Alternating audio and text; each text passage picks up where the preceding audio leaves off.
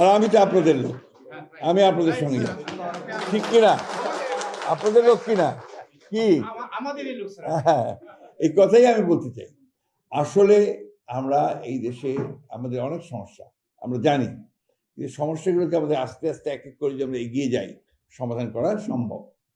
এবং এগুলো আমাদেরকে চিহ্নিত করতে হবে যে আমাদের মূল আপনাদের সঙ্গে যা কোথায় কোথায় সমস্যা আছে, কি করতে হবে, কি করতে পারি। আমি পাশে বসে ওনার সাথে কথা বলছিলাম এখনই যে এই উদ্যোক্তার ব্যাপারটা আমরা কিভাবে সলভ করতে পারি।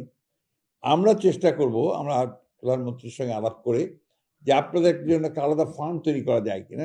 একটা তো 100 কোটি আছে আলাদা, কিন্তু আপনাদের এই উদ্যোক্তাদেরকে ঋণ দেওয়ার জন্য স্বল্প সুদে হোক, বিনা সুদে হোক, অথবা কোনো জামানত ছাড়া এসএমই করতে পার কিভাবে করা যায়, আমরা উই ক্যান ডু ইট, আমরা করতে পারবো। তাহলে কিন্তু আমাদের অনেক সমস্যা। আপনাদের অনেকেই আছেন চাকরি করেন, বিভিন্ন জায়গায় এনজিওতে চাকরি করেন, কেউ সরকারি চাকরি করেন, বেসরকারি প্রতিষ্ঠানে চাকরি করেন, তাই না? তো তারা করছেন। আপনাদের শিক্ষার কোনো ব্যাপার থাকলে সেটাও আমরা দেখবো চেষ্টা করে। আপনার ট্রেনিংয়ের কথা বলেছেন, সেই ট্রেনিংটাও আমরা সেইভাবে ব্যবস্থা করতে পারবো। আমাকে এখনই ছাত্র সাহেব বলেন যে তার অফিসার্স ক্লাবের উল্টো দিকে আপনার একটা অধিদপ্তর আছে, সেই অধিদপ্তরটাতেও আপনাদের কী কী সহযোগিতা আমরা পেতে পারি। অর্থাৎ এটাকে আমরা এখন একটা প্রাতিষ্ঠানিক রূপ দিতে চাই আমরা, এবং সেক্ষেত্রে আপনাদের নেতৃবৃন্দের একটা উদ্যোগ লাগবে। আমার খুব ভালো লেগেছে, আমাদের দাদারা এরা কিন্তু খুব উদ্যোগী, প্রায় আমার কাছে আসেন, বাসায় আসেন, আর অফিসে যান, পেছনে লেগে থাকেন, এটাতেই কিন্তু আগায়। নাহলে কিন্তু আর পুশ না করলে আপনার কখনো আগায় না, তাই না? আমার বিশ্বাস আপনারা এখন দিক দিয়ে সজাগ হয়েছেন, আর আমরা আপনাদেরকে এইটুকু আশ্বস্ত করতে পারি যে আমাদের দরজা আপনাদের জন্য সবসময় খোলা থাকবে। আমার বাসার দরজা বলেন, অফিসের দরজা বলেন, সবসময় খোলা থাকবে। এনি টাইম, এনি মোমেন্ট আপনারা আসতে চাইবেন, কোনো সমস্যা থাকলে কথা বলতে চাইবেন, আমরা কথা বলবো, আমরা আপনাদের সমস্যার সমাধান করবো। নিজেদেরকে আইসোলেটেড মনে করবেন না, বিচ্ছিন্ন মনে করবেন না, সবসময় মনে করবেন যে you are part of us, আমরা সব জনগোষ্ঠীটার অংশ, তাহলেই অনেক সমস্যার সমাধান করা যাবে।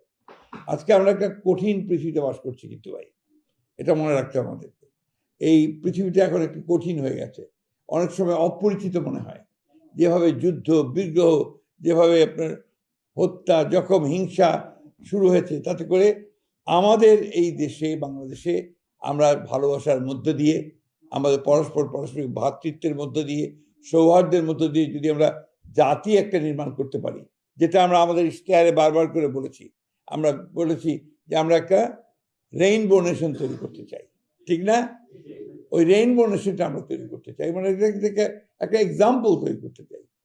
এই বিষয়গুলো আমাদেরকে সবসময় মাথায় রাখতে হবে। আমরা যদি এটা করতে পারি, আপনাদের কালচার খুব রিচ কালচার। আমি তো কয়েকটা জায়গায় ময়মনসিংহ গেছি, আপনাদের এখানকার কয়েকটা প্রোগ্রামে গেছি, আপনাদের গানটা এখন যেটা শুনলাম, এটা এত মিষ্টি গান। তো এই বিষয়গুলো যদি আমরা সকলের সামনে তুলে ধরতে পারি, তাহলে আমরা নিঃসন্দেহে আপনাদের যে একটা আইডেন্টিটি, যে কথা দাদা বললেন, আপনাদের যে একটা স্বকীয়তা আছে, সেটা আমরা প্রমাণ করতে সক্ষম হব।